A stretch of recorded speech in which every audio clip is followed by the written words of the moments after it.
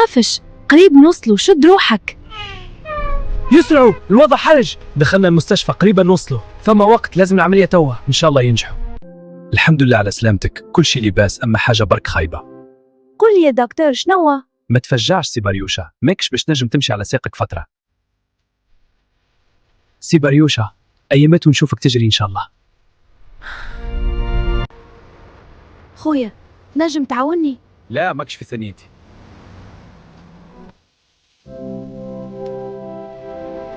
خويا نجم تعاوني؟ لا ماكش في ثانيتي.